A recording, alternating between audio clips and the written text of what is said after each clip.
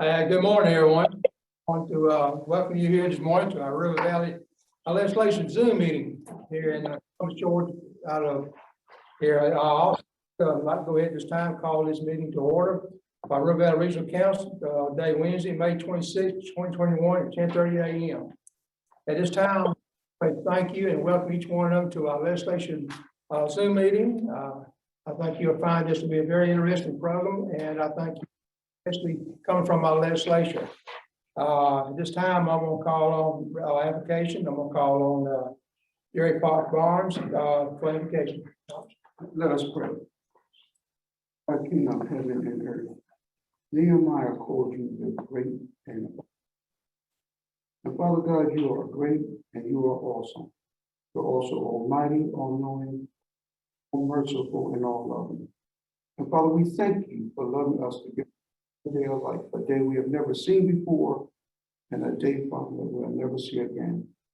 And Father, because life is so precious, let us not whine over things that we cannot change, but follow Jesus' example and still a way to a quiet place, being with you. And Father, of course, you have also help us to remember those who may be laying on their beds of afflictions, to say the most powerful and short prayer for them that we can. Lord, have mercy. Lord, have mercy. Last but not least, Father, we ask you to stretch forth your almighty protective arms that women and men who wear the uniform of our armed forces and who precious rights and privileges that we have here. But not only that, Father, but visit the homes of their loved ones and calm their anxieties. And as always, Father, we come to you in prayer in the mighty name of our Lord and Savior, Jesus Christ. That we pray. Amen. This time I'm going to call Bruce to say. Let's all stand. Place the flag. Attention. I pledge allegiance to the flag of the United States of America and to the republic for which it stands, one nation, under God, indivisible, with liberty and justice for all. Be seated. This time we'll call on our director, Jim. Please, presentation like to present this time, and I'll make some comments after that before we start. You all, traditionally at our legislative meeting, we recognize years of service for our staff. And this year we have 7 staff members with a combined 130 years of service to this region. I want to say a special thank you to all the staff through this last year, with but 7 in particular hitting milestones of years of service.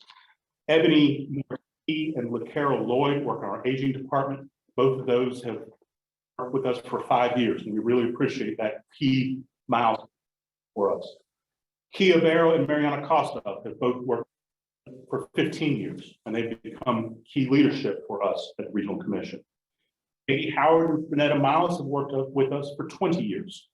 Both of those have become extraordinarily important components of the work that we do. Work we do at Regional Commission is not work of one person, it's work of a collective staff.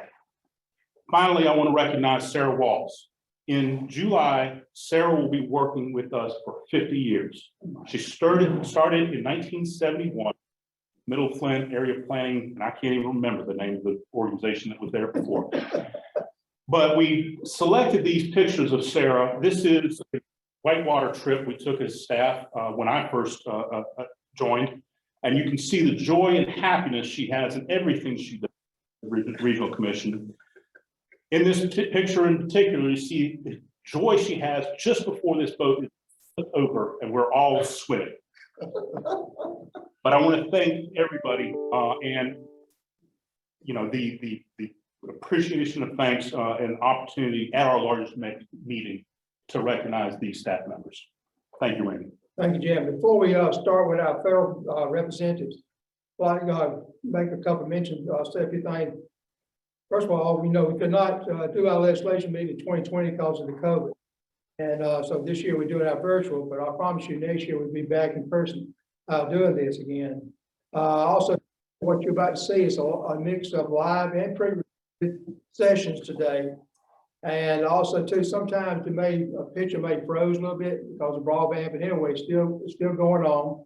So don't think that anything happened to your, computer or what your presentation.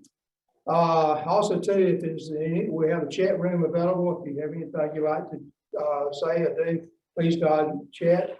Also too, a reminder that, we have our normal council business in June as usual. But back in August, we will be back in Buena Vista, going live again. So we're gonna put all that Zoom and stuff away, hope we never use again and all. And but also special thanks to the Atlanta Regional Commission for their technical system to get this meeting together. And special thanks to our River Valley staff who spent a lot of time and hours against this too. And at this time, I'm gonna go ahead and start off with our federal introduction updates. And also want to thank their staff of the federal folks too for helping us organize and get our representatives together and do a presentation. This time we're going to have a presentation from Senator John Ossoff and Senator Raphael Warnock and Congressman Drew Ferguson, then Congressman Sanford Bishop, and then Andy Ken Cutts speaking for him. This time we are getting Ossoff.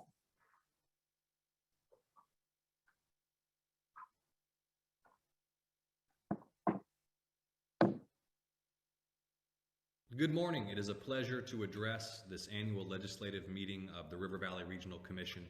I want to thank Chair Randy Howard, my good friend Pops Barnes, Vice Chair, Bruce Hill, Secretary, and Jim Livingston, Executive Director, for your leadership on economic development in the Chattahoochee River Valley. I also want to recognize Governor Kemp, Senator Warnock, Representatives Bishop and Ferguson for your attendance and your leadership.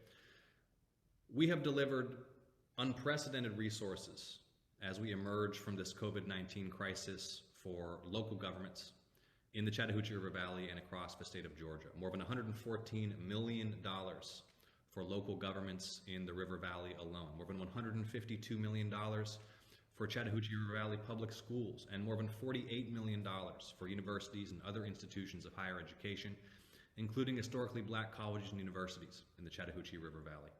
And we are now embarked upon the task of passing the kind of investment in infrastructure that will leave a mark for decades to come.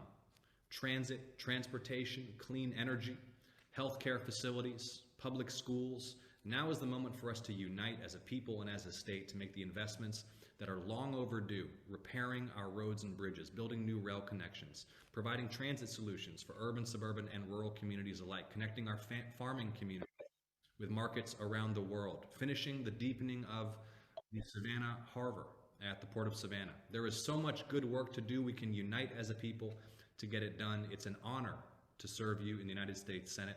Please never hesitate to reach out to me or my staff or my office if I can be of any assistance to you. God bless you and thank you.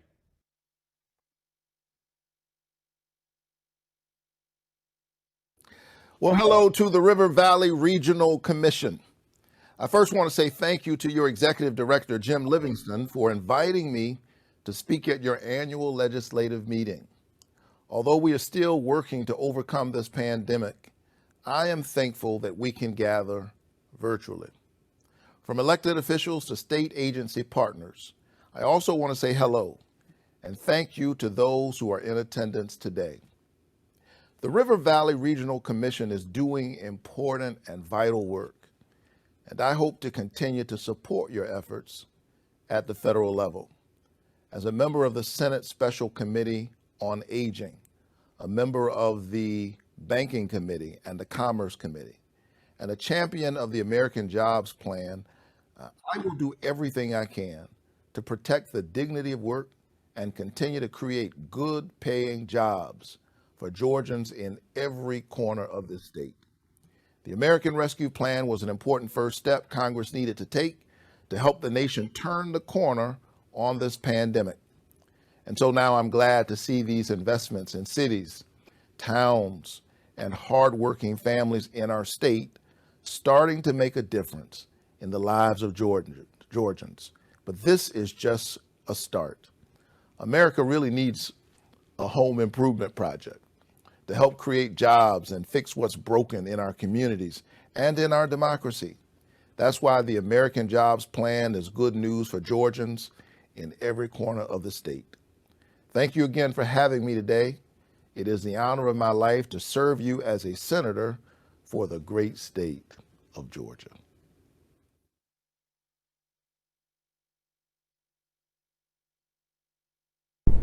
Hello everyone, I'm Drew Ferguson, Congressman from Georgia's 3rd Congressional District, and I want to thank you for all of the hard work that you're doing as a member of the Commission. Listen, as a former mayor, I understand just how important the work is, and I appreciate your commitment to economic development, education, workforce development, doing everything that we can to make our communities vibrant and to make them exciting places to live in. I can't think of a more important issue right now for our rural communities than access to broadband. It's something that we know every community needs and every Georgian needs. We cannot continue to have a thriving economy in our rural areas if we don't have access to broadband.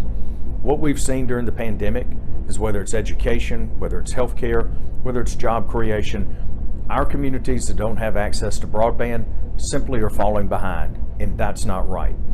So I want to thank you for the tough work that you're doing. Local planning and zoning, regional planning and zoning makes a real difference in the success of our communities. So thank you for your hard work, and I hope to see you in person very soon.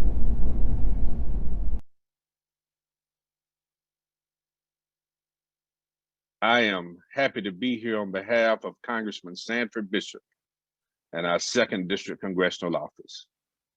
Congressman Bishop sends his regards and regrets that he could not be here with you today, but I am happy to be here on his behalf.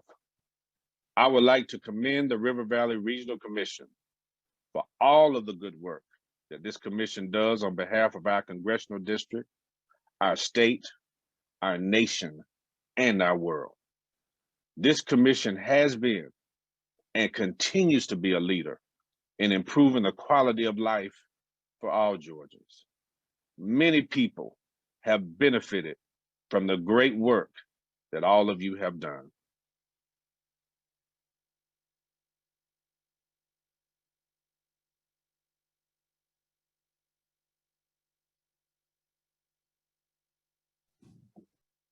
At this time, we're going to start with our state representative. Let's start off by listening to our Governor Brian Kem presentation.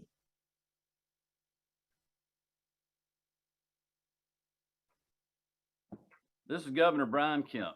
In the last year, our state has been through great challenges.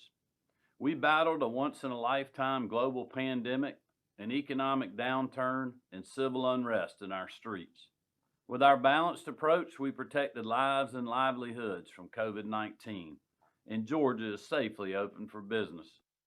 This legislative session, working alongside the Georgia General Assembly, we took steps to ensure that we remain the best state in the country to live, work, and raise a family.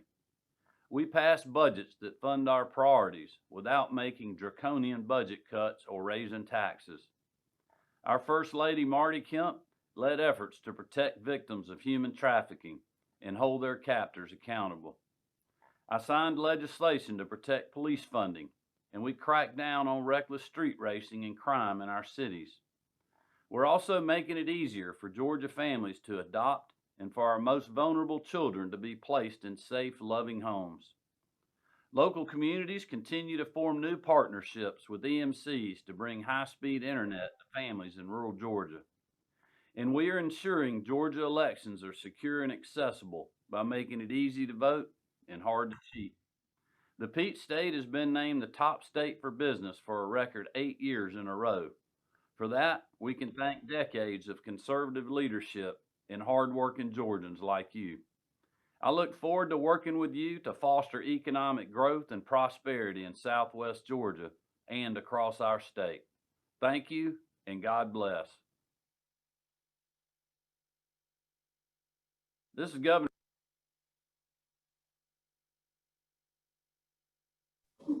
Thank you. All right, before I begin to introduce our guests here for our rural legislation, I want to say that all the presentations made will be on the River Valley website, hopefully today. And you can see all of our rural legislation roundtable, which we represent Patty Bentley from 139, represent Mike Chubbs from 138, represent Gerald Green, 151, represent Noah Williams, 148, and represent Bill Yurda, Georgia 152nd. That was a live presentation back and forth, like a direct conversation there. And so some of that had to be edited out because of time. So feel free, please go back and look at the unedited version of that. Also too is Carville Lewis, the commissioner of the Cook County, helped me and assisted us in talking to our representatives. And we are ready, appreciate the time they took out just to meet with us and discuss that day. Like I said, this will be a live presentation. Some of it will be by telephone too, to call in.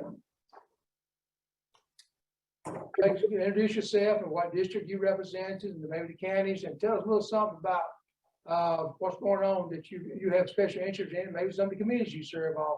We'd like to have that because when we make contact with our representative, we'd like to know maybe you could give us some guidance on certain areas that we have an interest in. You want to start with this of course has been a challenging year. I represent District 138, and that district includes parts of Sumter County, all of Sly, all of Marion, and all of Chattahoochee County. And I'm proud to say that I represent over 90% of Fort Benning in Chattahoochee County. I was made chairman of the Small Business Development Committee this year, and I'm really, really enjoying that committee. We have actually in membership, we're the second largest committee. Appropriations is number 1, we're number 2. Rules and Economic Development is number 3, and number 4 is Transportation. And I tried to address some of the issues that small business faces on a day-to-day basis, and then we had testimonials from small business owners to talk about how the COVID affected them. And we did a wide range of industries. We did automobile dealers. We did convenience stores. We did hospitality, restaurants, which was devastated during the COVID. We had some of the other industries was real estate. We even had angel investors come and speak to us, the apartment industry. A lot of different industries, and they came and they spoke to us and told us what some of the issues were that they were faced with, how they coped with those issues, and what they see coming out of the pandemic, what they saw that we did right, what they saw that we did wrong, and then where do we go from here. And as we all know, Gerald and Noel will agree to this, you know, our economy was literally shut down. We turned the faucet off. And so it was a man-made economic downturn. You know, that's why the big claims for unemployment, everything else, and all the businesses that were not deemed essential had to close down. I have to congratulate Speaker Ralston for holding the line, because we wanted to go back in May and finish the budget. And in his wisdom, he realized that that was too short a time frame to see the true economic picture of the state. So he went up against the governor and the lieutenant governor and pushed the start date for finishing the session to June 15th. And at that time, we were able to see improvements in the economy, and the dire straits that were predicted in March, either they did not materialize or they were short-lived. And so when we went back in June, it was somewhat of a brighter picture. We have a lot going on over here in House District 148. I represent Crisp, Pulaski, Wilcox, and part of South Houston. So I think a common theme in our area is I'm on our hospital board as well. We've had a hard time, filling positions in the hospital. People are out unemployment, and like Mike was saying, when the governor came out and signed the unemployment, doing away with the lucrative benefit that it is starting next month, hopefully we'll be able to hire some more people to run the hospital. If you don't have CNAs and you don't have people in the hospital taking care of your patients, what do you have? So we've been experiencing problems with that. A lot of help wanted, a lot of the service industry, a lot of the restaurants. I was in one of the local restaurants last week, and the owner came up and told me he had 17 vacancies right now. So if you want to work, you can find a job now. So, looking forward to that, get back going. I mean, I know it was necessary for some people, but guys, we got to get back to work. Our state's got to keep going and growing. I think we're going to be announced as the best state to do business again. I think it'll be the 9th year in a row. But I want to applaud our government and our legislature, our governor and our speaker for the way they've handled this process with COVID. We kept working. We were safe. We did everything we could for our hospitals. We had our National Guard involved, and kind of like all hands were on deck. Wherever we needed to be, we would go and help. It's an honor for me to serve with distinguished people like Chokus and Gerald Green and Bill Yurda, and the queen of the delegation, Miss Patty Bentley. Enjoy serving with Patty always. And there's a few other things that we will discuss, I guess, later on. But obviously, we have reapportionment. We'll be dealing with that in October or November. And this is my 3rd year in the legislature. I've never been through that, but I know Gerald Green and Mike have, being that they're a lot older and wiser, maybe. But I'll leave it at that for the time being. This is Gerald Green. I'm state representative for District 151, which includes Clay and Quitman and Randolph and Stewart and Webster, Terrell, Early, Calhoun, and part of Dougherty County, just about all of Southwest Georgia there. And I am delighted to be here today to talk to each of you, and at the same time to be talking with my compatriots there. They've been great colleagues. They work hard for their districts, and one of the good things about our area, we all work together. And with saying that, I want y'all to understand that whatever you do in these commissions and whatever you are proposing, hopefully we could do regional cooperation. Regional cooperation for these small counties has got to come. I mean, it's survival time. And one of the things that we are pushing, and I serve on the Rural Development Council, is regional cooperation.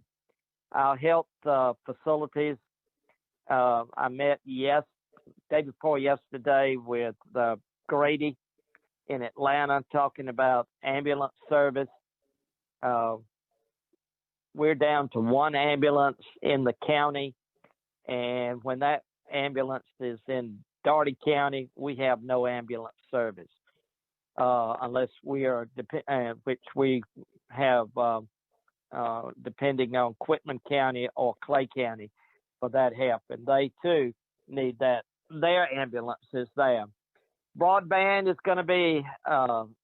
We put money in the budget this year for broadband, but we're going to have to depend on the federal government and private groups. I met with Windstream week before last, and hopefully, the money that we appropriated is just sort of seed money to get these other groups coming. If nothing else, COVID showed us the need for broadband in rural areas. It was so important in that respect. Education monies were replaced this year. Last year, we had to do some cutting in all areas, but we made sure that the counties were not hurt in the educational areas. We talked with those counties first, talked to them about the percentage we were going to cut, and they said they could handle it. And thank goodness they had CARES money and other monies that they could depend on, and not just state monies. So even though it was an unusual year, at the legislature, we still were able to do our job and do it safely, and at the same time to try to deal with issues that keep coming up. I know that down the road we're going to have to do something about the expansion of Medicaid in the state. It is my understanding that our waiver to the federal government was rejected, and they have put something else forth. I don't know what all the details are in that respect. I'm kind of new. This is my second year. I serve on the Banks and Banking Committee. I serve on the Agricultural Committee, and I also serve on Economic Development, Tourism, Intergovernmental Coordination, and also Small Business Development, which Mike Chokus chairs. And I want to thank Mike for the job and the leadership he's done. And he's done a great job this year with the Small Business Committee. And it's been very informative, and we've some good legislations come out of that committee also that help small businesses in the state. But you guys pretty well stole my thunder. You mentioned about the issues in South Georgia, and certainly one of the biggest issues that we continue to address is broadband, and certainly the pandemic did bring that to light. Everything from healthcare to education to just doing your business from home, and that is one of the priorities of the legislature. The legislature this year put in the budget an additional $10 million to address broadband issues. And this is certainly seed money that will help. And I happened to be at a meeting Friday, Sumter EMC was hosting that. They're looking at broadband, and certainly I appreciate what the EMCs have done in the state to step up to the plate to try to address the broadband issues that face our state in rural areas. And, you know, it's much like what they did in the 30s to provide electricity to the residents. You know, everybody deserves good broadband, and it's just essential these days to have that for healthcare and certainly education, as we witnessed recently. And again, I want to thank those folks for stepping up. And you know, it's going to be a partnership. It's going to be a partnership with private business, public, you know, and, you know, I think we can solve this problem. It's going to take some years to do it, but I feel very confident we can solve that problem. And, you know, I think that's good for our region. People can work from anywhere now. And I think that will help us grow in our region. And I'm real bullish about what we can do in the future with broadband. Certainly economic development is a big issue in South Georgia. I think we're doing pretty well in the state of Georgia and Southwest Georgia. Businesses seem to be picking up. We've taken a hit like everybody else. Certainly I'm a small business person and know very well what a difference last year and this year. Things seem to be picking up. I think Mike mentioned that sales tax revenues are up about 3%. Business taxes and personal income taxes are up. So that's a good sign the economy is moving. And I want to thank Speaker Ralston and Governor Kemp for getting our economy back opened. And I think we've done better than most states. And, you know, I think Noel mentioned that we're for 7 or 8 years in a row, we've been named the best state to do business. And, you know, when you do that, you attract people from all over the country, and we can grow and increase business and have those jobs that people dearly need. And we can also work together regionally to do these jobs. You know, one county, you know, people don't think twice about driving 30 or 40 miles, which might turn into an hour or an hour and a half drive in the metro area. So, you know, if Crisp County lands an industry, that's good for all this region. And, you know, if it's Worth County or Lee County or wherever, you know, that can attract people from all over the region. So I think the key to economic development is working together regionally And this is how we can do it to increase our jobs. And we couldn't survive. Every business, including mine, is affected by how well agriculture is doing. Ag's been through some tough times with hurricanes, droughts, and other adversities with prices, commodity prices. But hopefully things are looking up this year and prices seem to be better on some commodities. Hopefully we'll have a good growing season and have a strong ag year. Again, it's a great to serve the state of Georgia and District 152, and I appreciate you asking me to be with you today.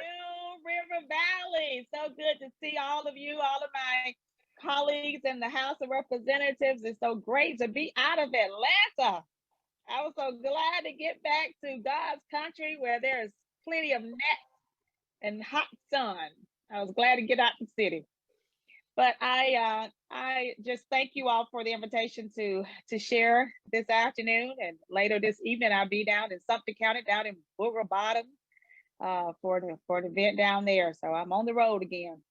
I feel like a truck driver most days. So, and I know we have a shortage of truck drivers in the state right now. Maybe I need to consider that. But I just want to just add on to what my colleagues have already said. You know, they touched on a lot of things related to rural Georgia and economic development and agriculture, and all of that is very, very important. But I just want to kind of talk a little about where we still are in this country, and we're still in a pandemic. COVID-19 has not gone away. Things are improving, yes, but I just want to remind everyone that it's still here, and let us please get vaccinated if you have not done so. Let us remember to still get tested. It's not a lot of talk now about testing. I think we need to still be mindful that we should be tested to ensure that we don't have this virus, because I know firsthand how devastating this COVID-19 virus could be, because my husband is still in the hospital in Santa and has been in a hospital bed since December 20th. And so you don't know how this virus is going to attack your body and how it's going to leave your body afterwards. And in the state of Georgia, we have plenty of hospitals. Of course, several have closed down, but we still have many. But we don't have very many nursing homes that can accommodate people, patients with dealing with the after effects of COVID. And that is something that we really need to pay a lot of attention to, put a lot of focus on. And I wanted to discuss these things just to bring awareness to our local officials and to my state colleagues. But as you are maneuvering through your cities, your counties, and your area of River Valley, please continue to encourage your constituents, our constituents, to get vaccinated and to get tested. You know, continue getting tests to make sure that they are safe and their families are safe, because I would hate to see another family have to go through all that I've been going through since December. But again, I'm just proud to serve the good folks of House District 139, which includes Taylor, Macon, Dooley counties of River Valley.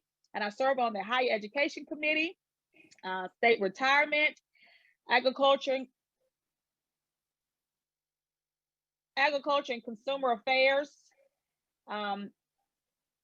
and so many more. My battery is getting low, so I want to go ahead and speed this up. But so many more committees that I proudly serve on, and just really proud. Here recently, I was the commencement speaker for Middle Georgia State University for their commencement ceremony that was held recently. They had 5 different ceremonies to protect the students and the families, so they could have in-person celebration in person. And of course, we're so proud to have Fort Valley State University in our district as well. And Fort Valley just had their commencement, spring commencement this past Saturday on the football. Gerald was talking about the region and how we need to look at the whole region. We do that, and I'm going to compliment my colleagues on a number of occasions, and it's more often than not. There'll be legislation that comes up, and we all vote in unison without even discussing it. I mean, you know, we'll come out later. How'd you vote on that? I voted on that. You know, we're all you know, it's almost like a mindset that we all work together, even though we're not talking about it. We all work together on a regular basis and talk about the issues that we face.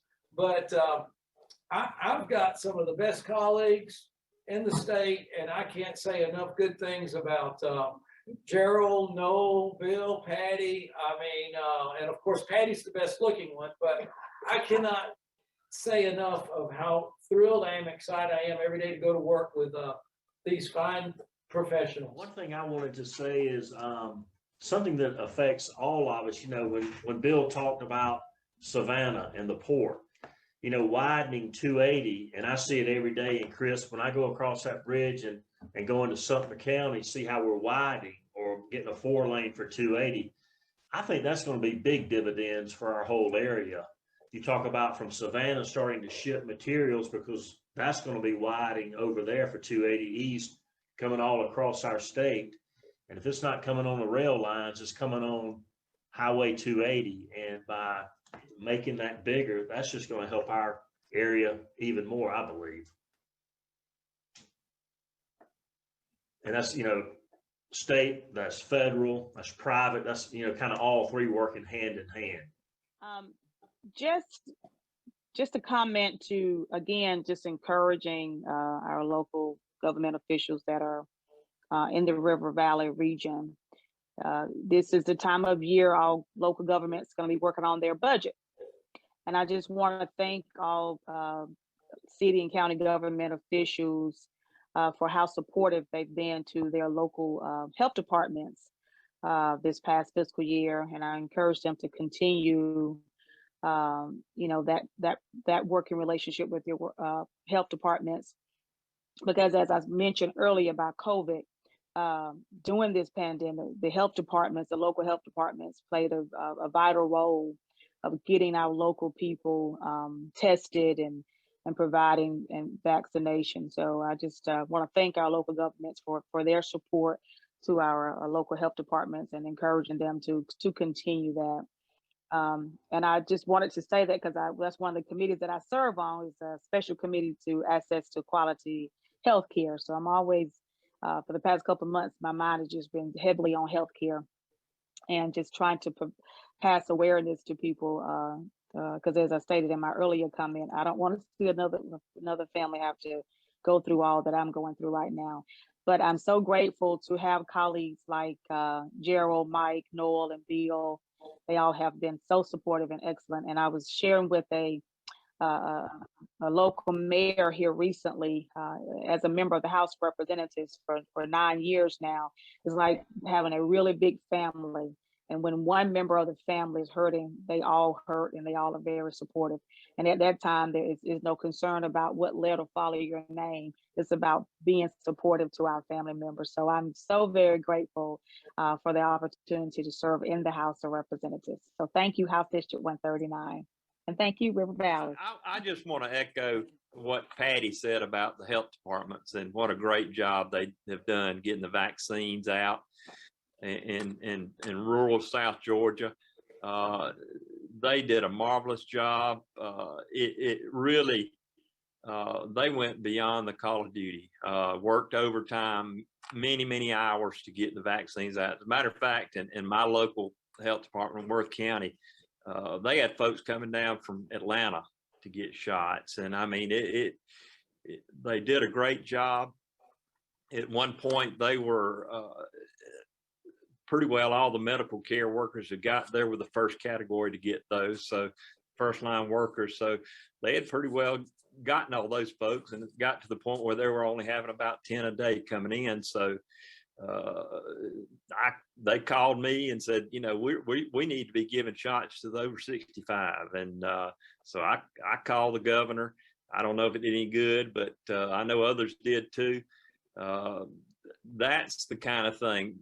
In rural Georgia, we're different from the metro area. We had plenty of vaccines, and it just made sense for us to start vaccinating the over 65. And, you know, they did a great job in getting that message out and starting that process. And again, they did a wonderful job in getting people the vaccine. And my hat's off to them, and hopefully, you know, at budget time, like Patty mentioned, folks will remember that and know how important the health departments are to our local health care. Like, you introduce yourself and what district you represent and maybe the counties, and tell us a little something. Hi, this is a City Councilor Pop Barnes. I'd like to sincerely thank the Chairman, Representative Calvin Smiley, District 135 for the Columbus Delegation Legislative Roundtable, which included Senator Randy Robinson, Georgia District 29, Representative Van Smith, District 133, Representative Richard Smith, District 134, Representative Carolyn Hughley, District 136, and Representative Debbie Buckner, District 137.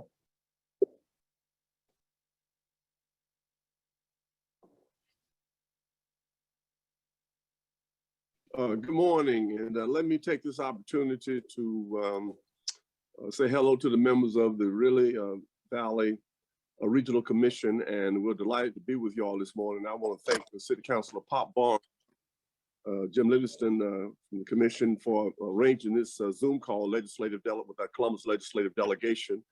And I'm Calvin Smiley, and I chair the delegation. I am a member of the Appropriations Committee and the Higher Ed Committee of Appropriation, and a member of the Rules Committee, Transportation Committee, and Higher Education Committee as well. And I'm delighted to be with you all today, and we're looking forward to having a stronger relationship with River Valley Regional Commission. And we're looking forward to the luncheon on Wednesday with you all. And so it's a great opportunity for us. And as a delegation, we do this from time to time. And we're excited about being on with your leadership. And we're looking forward to the luncheon on Wednesday. With that, I'll start off with our members of our legislative delegation, and I'll start alphabetically. And if could, Debbie Buckner, if you would start and introduce your. Yeah, I'm Debbie Buckner, and I'm having a little bit of difficulty with my visual this morning. I apologize, but it is an honor to be here, and I appreciate the work done by the Regional Commission. I serve on the Appropriations Committee, the Ways and Means Committee, the Natural Resources Committee, the Retirement Committee, and the State Properties. So it is an honor to be here, and we look forward to being with you on Wednesday as well. Thank you very much, Representative Buckner. Now, Representative Carolyn Hughley. Good morning. I'm State Representative Carolyn Hughley. It's my pleasure to be with you. I always say I represent the best of Columbus.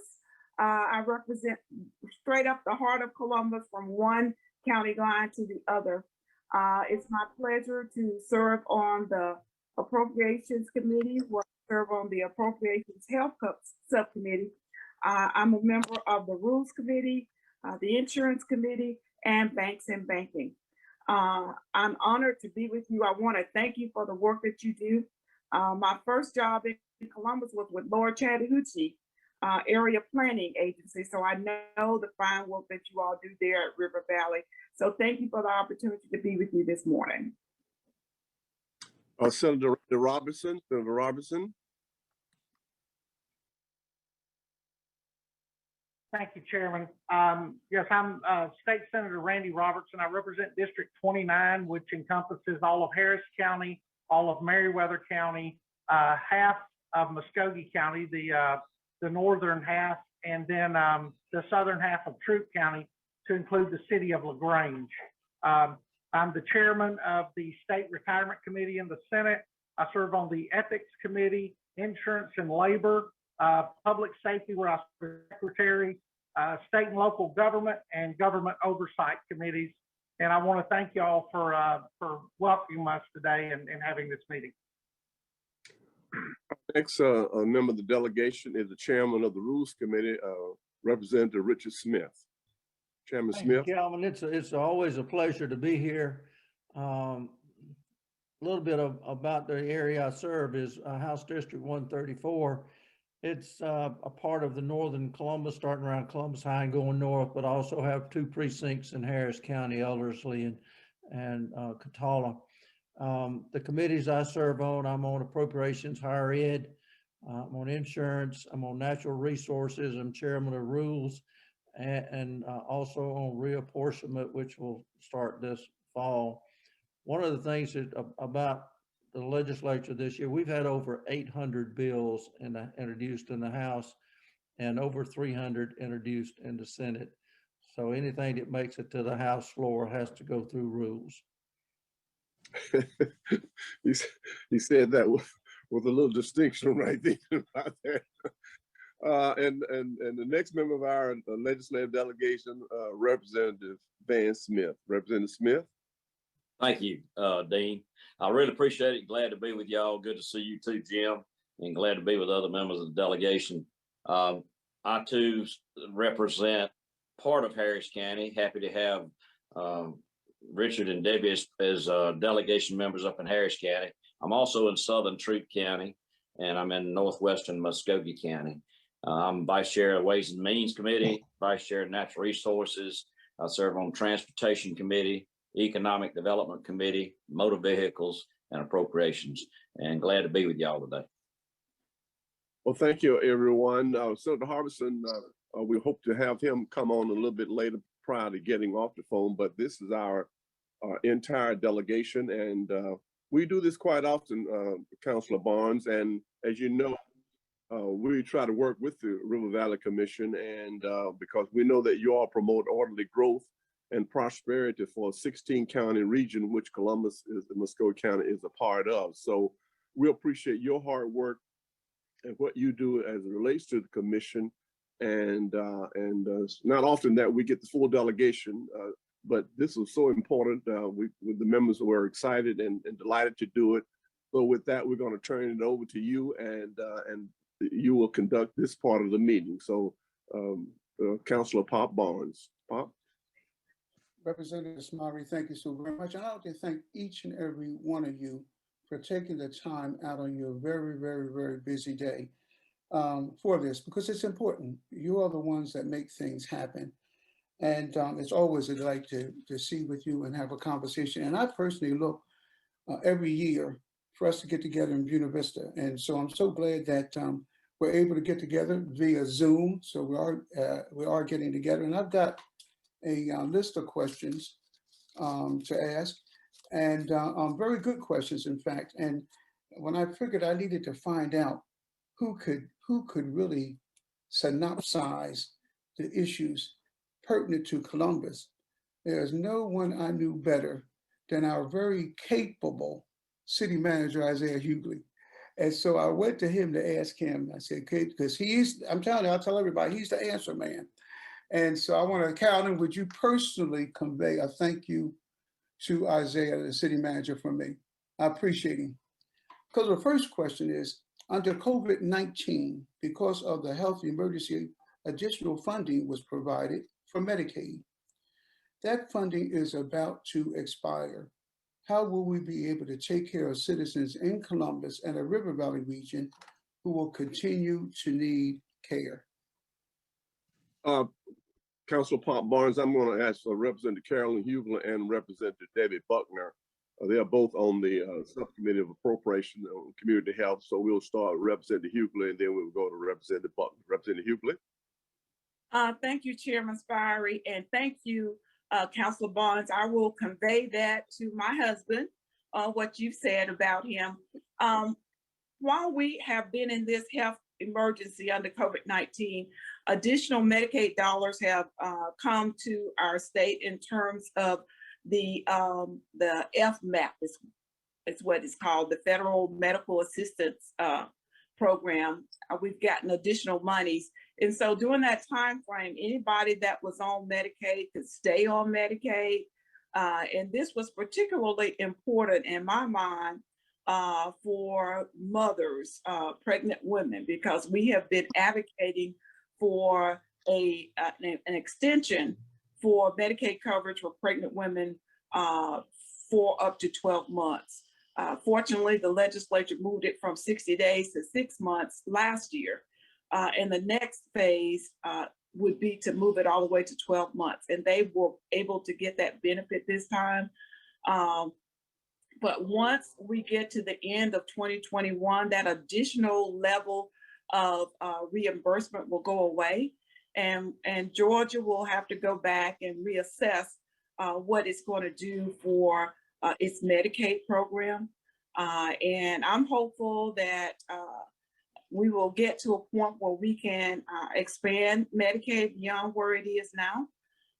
But as a state, we have been very responsible and we've done very well with the resources that have been available to us. Our subcommittee chair, Butch Parrish, is very, has been a longtime member of the legislature. He's very concerned about the health status of all of our Georgians. And so we spend a lot of time trying to make sure we have doctors all across the state of Georgia and we have access. So that's going to continue to be a challenge for us, but we'll continue to work on that. One of the other things that happened as a result of COVID is that there were opportunities that presented themselves, particularly in the area of telemedicine. And one of the things that we found is that people did, in fact, like to use the telemedicine. Reimbursement was allowed for that. So I do think we have some opportunities to help some of our citizens in that manner as we put money in the budget to expand rural broadband, opportunities for them to match money with the other federal and other type grants.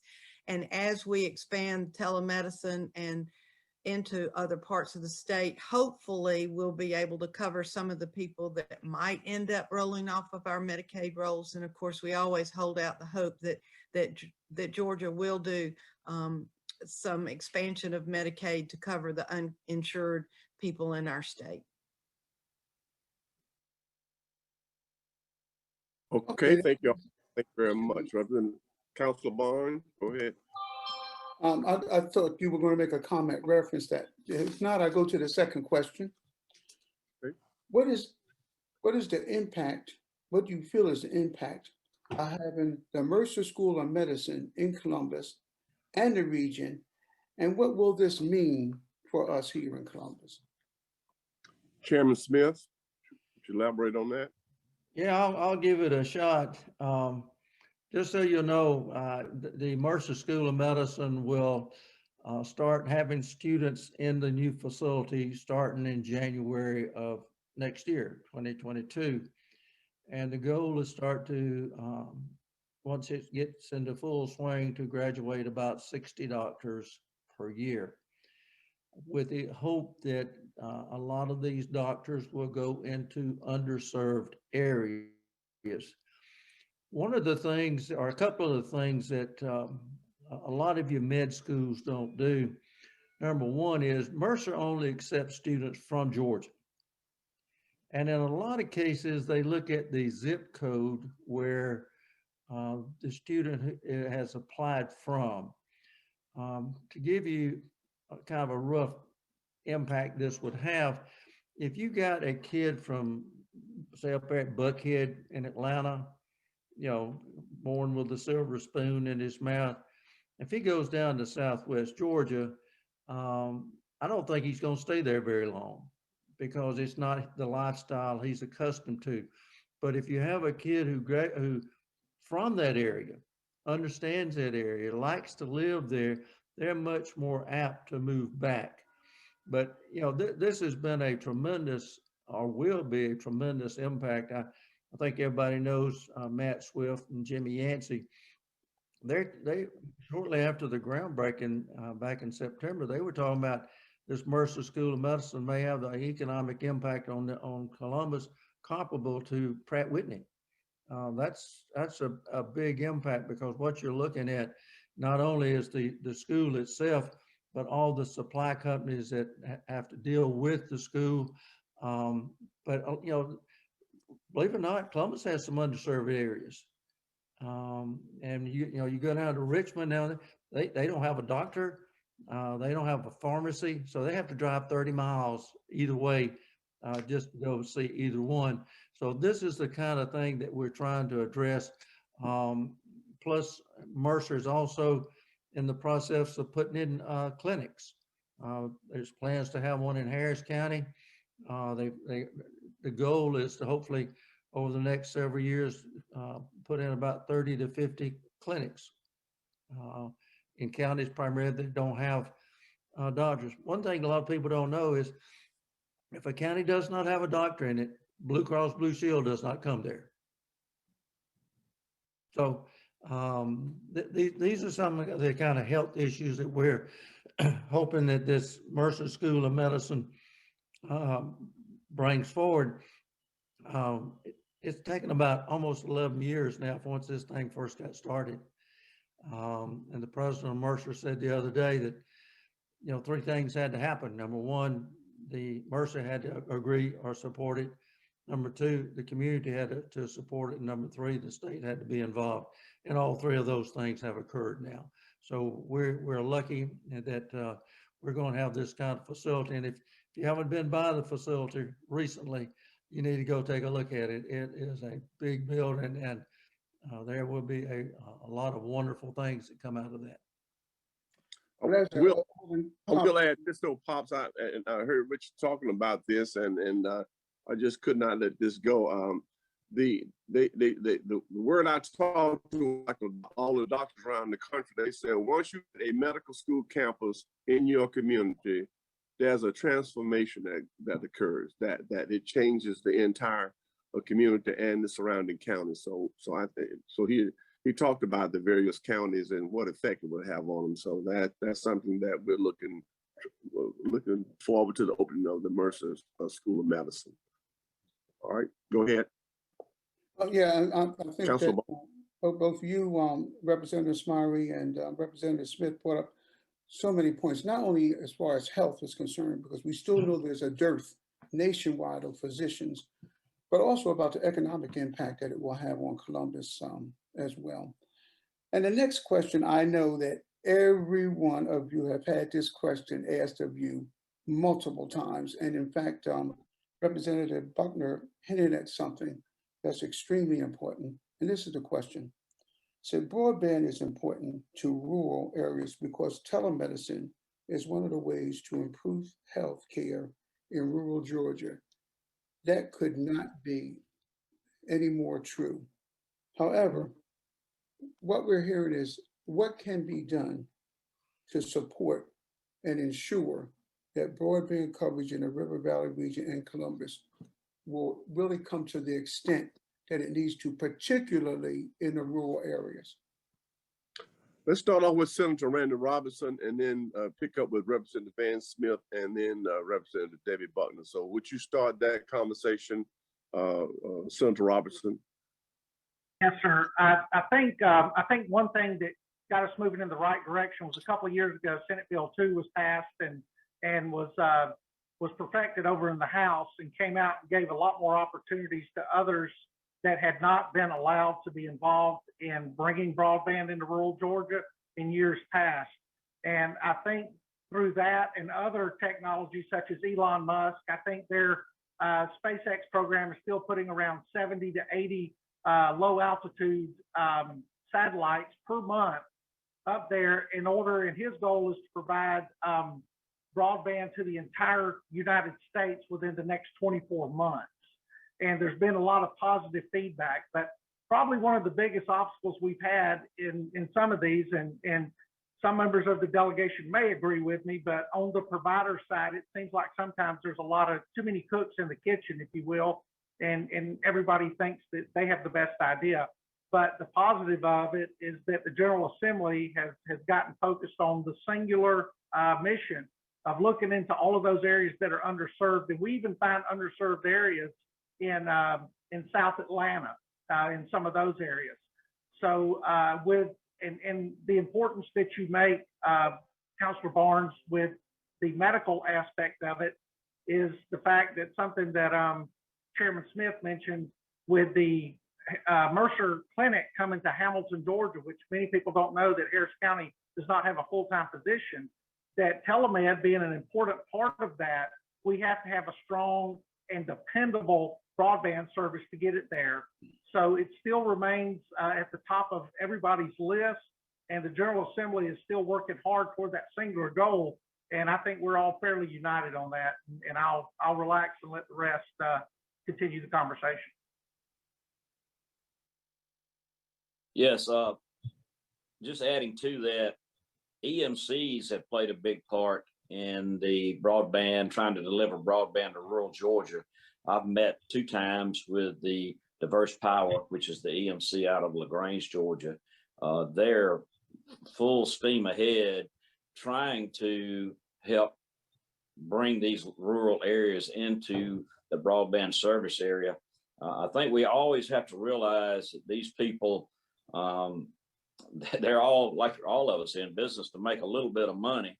They can't go into it and lose money, but they're using some high tech technology to try to help this, and their customers are in rural Georgia. So density plays a huge part. When you've got a very dense subdivision or a city, a town, that's great. But when you get out in rural Georgia where it's a mile between each customer, that's a little bit more challenging. But they are definitely working on that and trying to work with us. And I just appreciate it. We've heard a couple of announcements already through the governor's office about some of the areas in the state of Georgia, central Georgia, that EMCs have come together and providing broadband. So yes, it is big. It's huge, as Debbie and Randy mentioned, with telemedicine.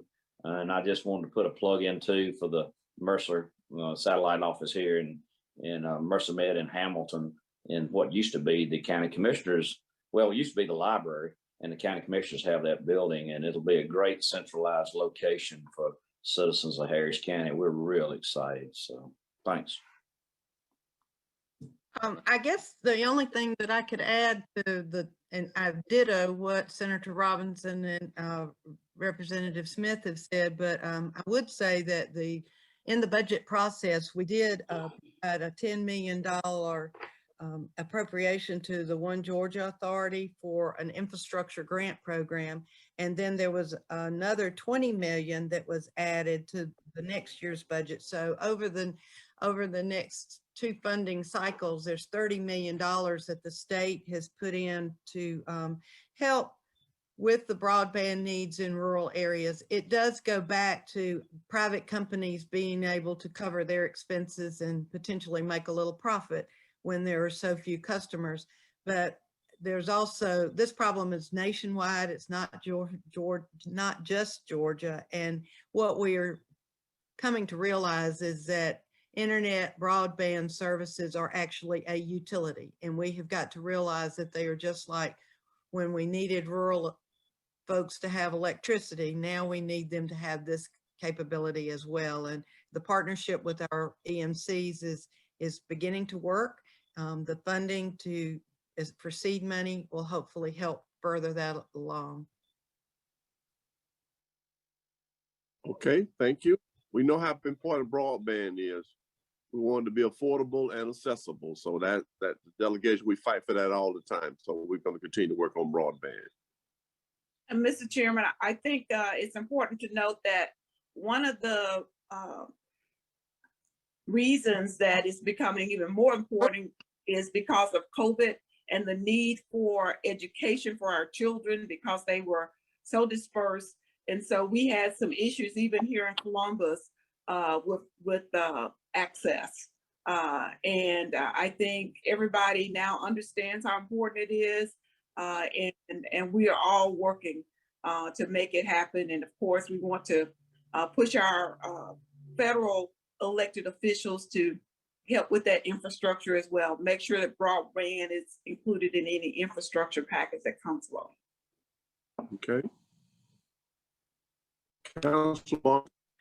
And if I could just add a caveat on that, how beneficial telemedicine has been. There's a segment of the population near and dear to my heart. That's the senior citizens. The telemedicine has been a godsend to a lot of senior citizens, because a lot of the caregivers who are trapped in what's called the sandwich generation, they have their family that they're taking care of, and they're taking care of a senior citizen as well. Telemedicine has been a blessing for those caregivers, and trying to piggyback on Representative Hughley, what you're talking about, access here in Columbus itself. That senior population, it has been a blessing has helped me in the outreach that I do for a lot of the seniors, and it's just been a blessing. And having been out in the rural areas, it's just something. And so I do know, talked to a number of people, say we have the best delegation in the world, bar none, that y'all are all working for all of our citizens. Now, this next question, I want to wrap things up. My military training taught me about time management, and I know you all are busy too. So I'm going to ask this question, and then after I ask this real hard question, it is a difficult one. It was one that you all might want to think about before you answer. And I see Representative Hughley smiling because she knows exactly what this question is. The question is this here, and everyone needs to answer this except the dean. Representative Smiley, you are not allowed to answer this question. The question is, how will naming the Sickle Research Chair in honor of Representative Calvin Smiley mean for Columbus and the River Valley region? And so y'all can start out with whoever you want to start with. I'll start, Pops. We're so very proud that the Sickle Cell Research Chair has been named in honor of Representative Calvin Smiley. We have so many of our citizens who suffer from sickle cell, and we believe that the Research Alliance and this new endowment of a chair will help facilitate greater access to care, and hopefully a cure can be found to help people that are devastated by sickle cell anemia in our area. So our hats are off to the Research Alliance and to those who thought it not robbery to name it in honor of our dean. I'd like to say it's an honor being a Harris County citizen to serve the Muscogee delegation. We're all friends. I appreciate all of them. And the dean, well, he's been a great friend for years. I know I was a little rough around the edges when I got there in '93, but we got past all that. And anytime you see the dean's name on something, people pay attention. And I think it's great for him. I think it's great for our area, for Columbus, and for our delegation. And it's an honor, quite an honor. And he understands that. He's a humble man. So I just appreciate the opportunity of serving with him and the rest of the delegation. Thank you. And if I can chime in, I can say that Chairman Smiley's name carries so much credibility with it that not only does it put tremendous amount of credibility on that particular chair, but it also brings a tremendous amount of credibility to the city of Columbus. And because of what it is, and because of the pioneering that we're doing right now in the medical field with Mercer Medical School and everything else, it's another strong fact that we are taking healthcare extremely serious. And to have someone with his reputation, to have someone with his pedigree of legislative service and public service to the state of Georgia, being on that chair and him representing us, I think it puts us way ahead. And this would not have happened with anyone else. So I appreciate it.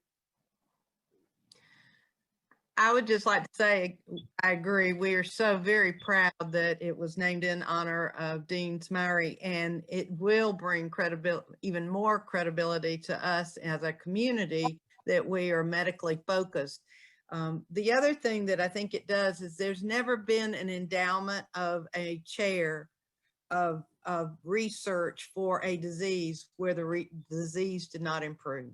So I am so incredibly hopeful for all of those families that are looking for answers and looking for treatments and improvements and cures, and know that it will come because of the increased emphasis on it and the increased notoriety and attention to it. So congratulations. And I think we're looking for a great success story in the future.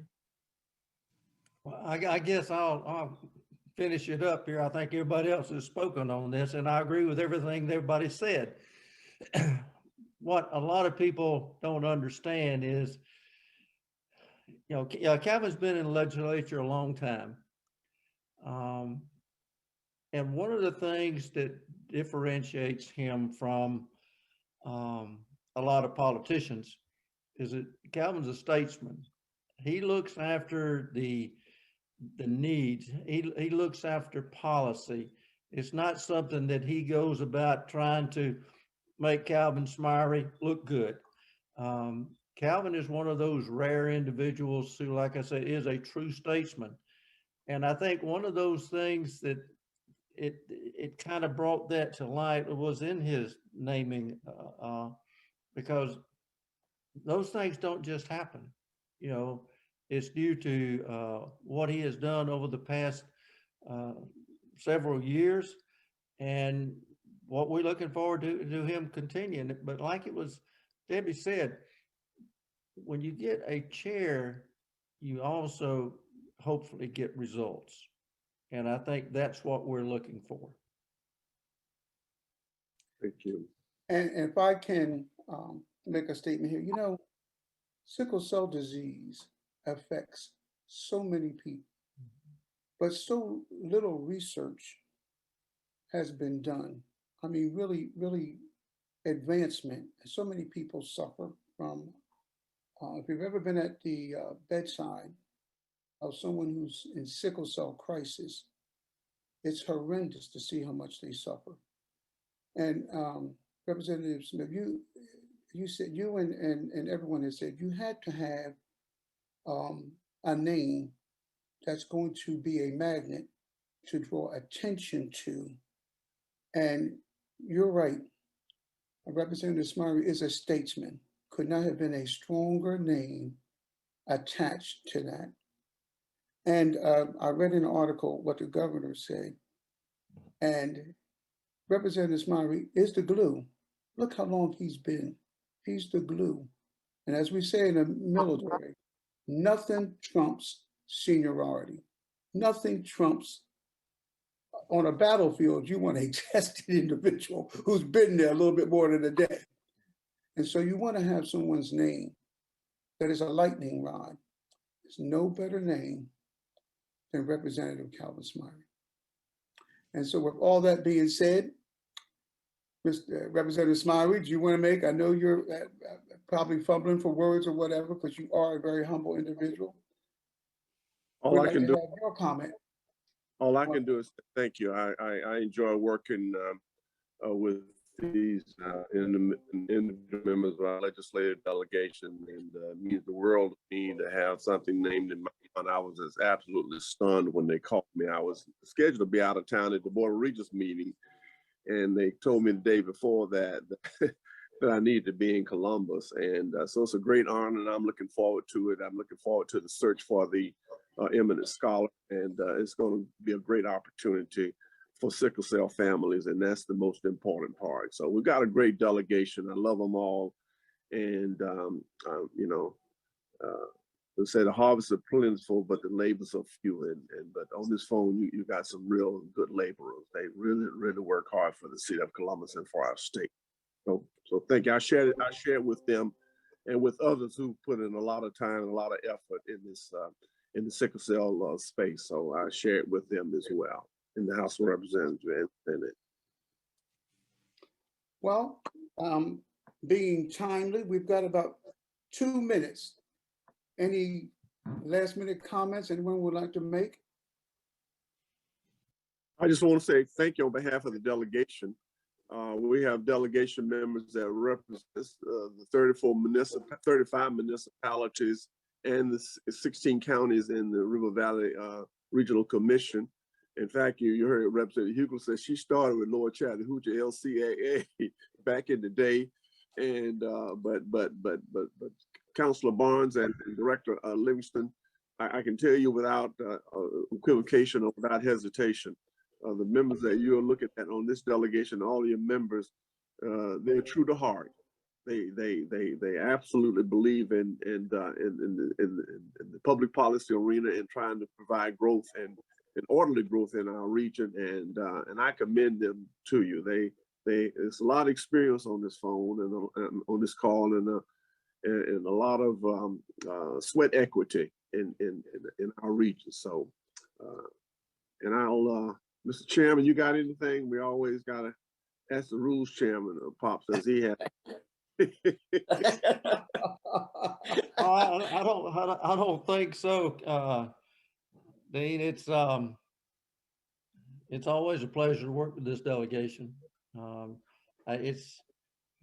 I feel very fortunate that I have the opportunity to work with the members of our delegation, and they, they set the standard in Atlanta, except maybe for me, but they set the standard up there, and it's a real pleasure to be part of this team. And Representative Hughley, I know I'm the dean, but I think Representative Hughley is the third. I think she's the third ranking member in seniority in the House. I might have it wrong. She's the third or fourth, but I know she's up there. Tell us what is it, Representative Hughley? Well, I'm the longest serving female. It's what I am, and I'm within the top 5. Yes. Yeah. So thank you. And I meant to say this. Representative Hughley, when you start talking about sickle cell, she and I said this at the press conference. She's been in the vineyards, and Representative Gloria Frazier from Waynesboro. She's been our point person on sickle cell, and Al Williams and many others who have worked. And I share it with them. And the first opportunity we get, they're gonna be over there with me. Oh, well, not gonna leave them out of this equation. You trust me on that. In fact, I explained that. I talked with the Lieutenant Governor and the Speaker, and I told them I appreciate the honor, but I have to share it with those members that have been working as well. So with that, Councilor Barnes, thank you for all your work with the Regional Commission. Director Livingston, thank you. You all do a great job in fostering growth in our region, and that's important because you can't beat a better quality of life, and that's what we aspire for all of our citizens, to have a better quality of life. Well, I just want to say that you and the delegation, you're the ones that make things happen for the citizens, and you are sorely appreciated by this community. And as I said before, when I came in, hey, we couldn't get a better one or have a better one. And so thank you for y'all's time this morning. I know time is crucial. Just thanks so much for coming on, and looking forward to seeing you on Wednesday. Good morning, and let me take this opportunity to. I want to start by saying thank you to our River Valley Council members who had the opportunity to take time out of business schedule to see this presentation this morning. Also, too, this is our first Zoom meeting, legislation Zoom meeting. I hope it's our last ever Zoom meeting for our legislation meeting too.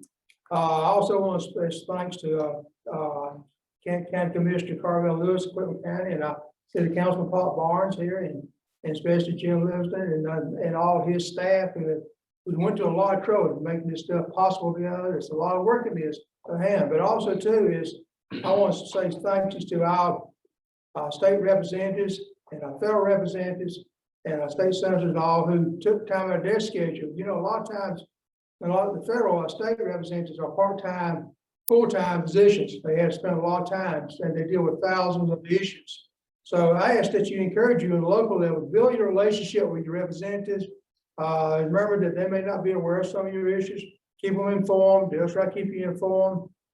And I would visit the Capitol with them. I would try to get on a good understanding with them, meet sort of regular, discuss this thing. But our representatives, they're very key to our communities. But a lot of times they represent not only thousands of issues, but they also represent several districts and other areas too. So it's very, very important that we have support them and work with them as they go along. I remember a lot of times they can't solve the issue, but they listen to you and know you do have an issue and they've made somewhere down in the future.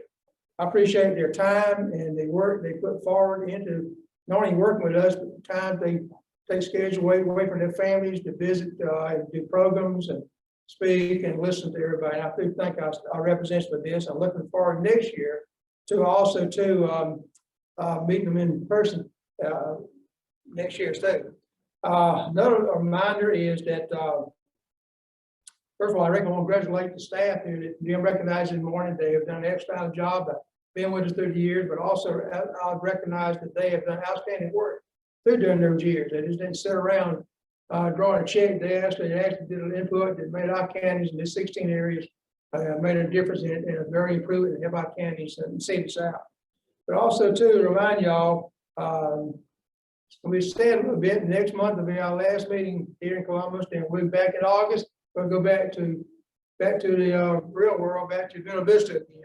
Now for our regular meetings. I'm looking forward to y'all in the next couple of months. But once again, I want to thank y'all turning in and listening to what we had, what the representatives had to say, but also to all the representatives such as our Representative Smiley, who helped organize the Columbus issues, and also to Sarah and Jim and some others who went out of the way to get all our local representatives and all. And once again, thank y'all and looking forward to working with you and seeing y'all in the future.